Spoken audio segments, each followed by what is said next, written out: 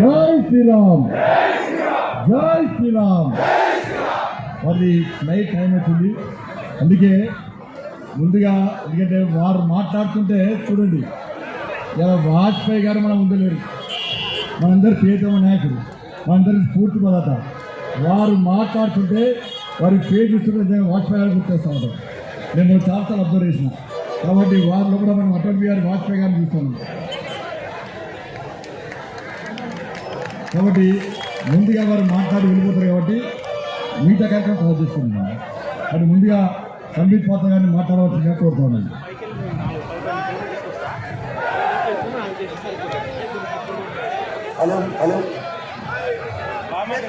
भारत माता की मंच पे मौजूद हम सबके अति प्रिय भारतीय जनता पार्टी तेलंगाना के अध्यक्ष जिनकी अध्यक्षता में ये प्रजा संग्राम यात्रा आज तेलंगाना प्रदेश में चल रहा है ऐसे बंडी संजय गारू को बहुत बहुत नमस्कार। एक बार जोरदार ताली बजाकर उनका समर्थन करिए, उनका स्वागत करिए। बंधुगण, मैं आज बहुत खुश नसीब हूँ। मेरे लिए ये भाग्य का विषय है कि एक इतने बड़े यात्रा में एक जन समूह के बीच आज मुझे बीजेपी तेलंगाना ने यहाँ आमंत्रित किया है। ये जो अथाह जन सैलाब है, ये जो समुद्र है, मुंड ही मुंड आप सभी जो यहाँ मौजूद है, ये दिखाता है कि भारतीय जनता पार्टी अब एक नई करवट ले रही है तेलंगाना में। अब तेलंगाना में परिवर्तन होगा, नरेंद्र मोदी जी का स्वप्न अब पूरा होगा। बंधुगण, मैं अधिक नहीं कहूंगा क्योंकि आप सभी चाहते हैं कि आप बंडी संजय गारू जी को सुने, मगर कुछ विषय हैं जो मैं आपके सामने रखना चाहता हूं।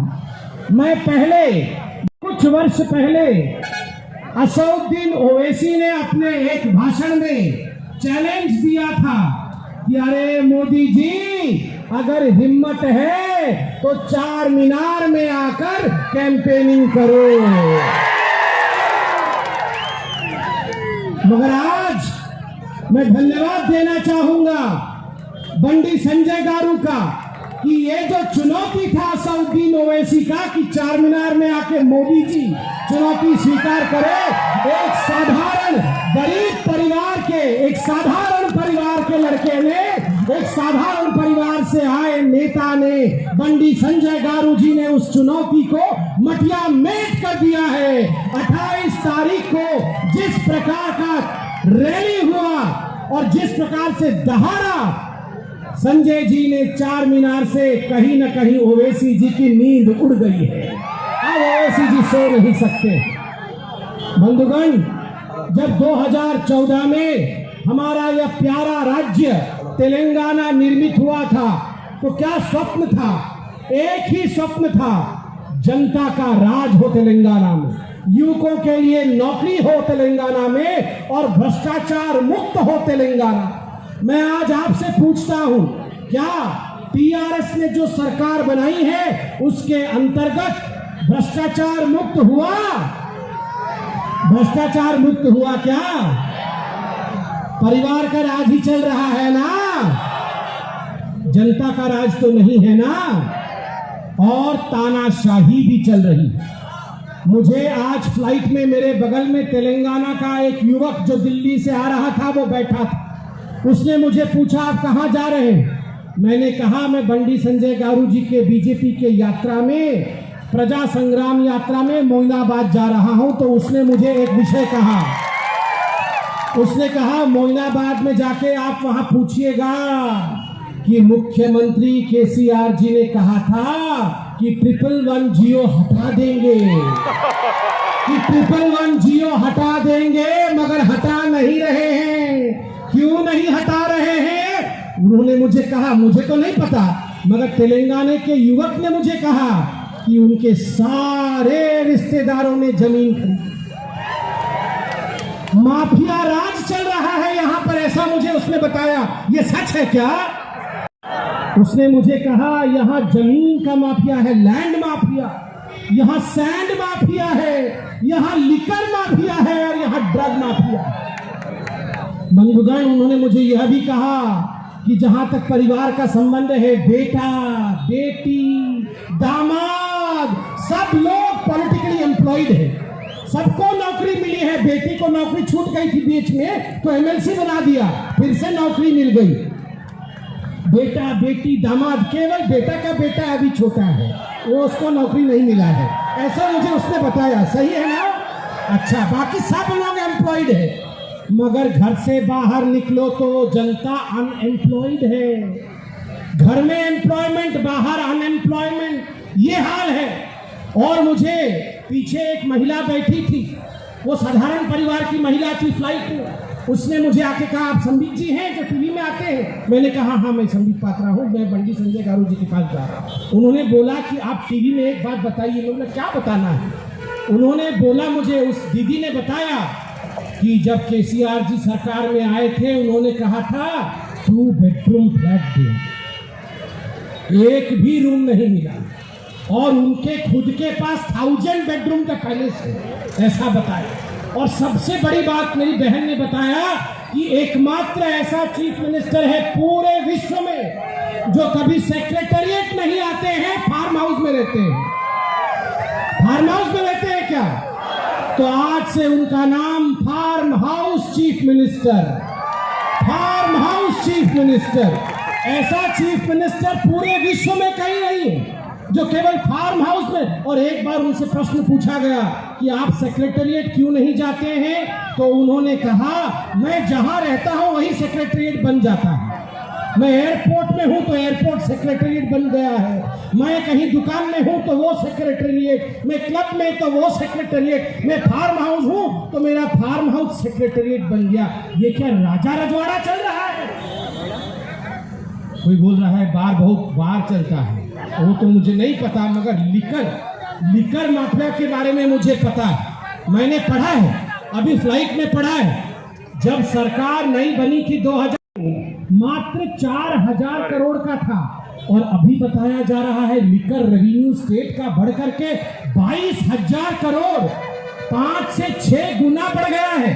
और परिवार के लोग सारे इसी माफिया में लगे हुए। कमाल की बात, कमाल की बात। और मिनिस्ट्री का नाम है प्रोहिबिशन मिनिस्ट्री। यहाँ तो मिनिस्ट्री का काम प्रमोशन मिनिस्ट्री का काम चल रहा है, लिकर प्रमोशन, लिकर प्रमोशन। जिस प्रकार का भ्रष्टाचार, परिवार राज और तानाशाही आज तेलंगाना में चल रहा है, इसे हमें हटाना होगा। और मैं बड़े दुख के साथ 2 चीजें कह के अपने विषय को समाप्त करूंगा। बंधुगण, जब हम यहाँ सत्ता में आए थे, जब भारतीय जनता पार्टी केंद्र में सत्ता में आई थी, तो मोदी जी का एक ही स्वप्न था, गरीबों का सरकार, गरीबों के लिए काम करना। मोदी जी ने कोरोना काल में जिस प्रकार से 80 करोड़ जनता के लिए पूरे देश में प्रधानमंत्री गरीब कल्याण अन्न योजना के माध्यम से 5-5 केजी अनाज भेजा है, मैं आज मोदी जी को धन्यवाद देता हूं। सबसे बड़ी बात है, आज 64 करोड़ लोगों को, उससे अधिक लोगों को पूरे देश में वैक्सीन, टीका लगा है। आप सबने टीका लगाया है, आप सबने टीका लगाया है ना? मोदी जी ने जो टीका भेजा है कोरोना का, वो लगाया है ना? मगर कोरोना काल में यहाँ किस प्रकार का मिसमैनेजमेंट हो रहा था, वो भी हमने देखा। बंधुगण, 2 छोटी चीजें बताकर मैं समाप्त कर रहा हूँ। जब यहाँ सरकार बना था तो केसीआर जी ने कहा था, नीलू निधिलू नियमकालू, यही बोला था ना, नीलू निधिलू नियमकालू, नीलू लेऊ निधिलू लेऊ नियमकालू लेऊ, कुछ नहीं है। माफिया उंदी, कुटुंब पालन उंदी, निरुद्योग्यम उंदी, अनएम्प्लॉयमेंट है। और आज समाप्त करने से पहले मैं एक चैलेंज देके समाप्त करूंगा।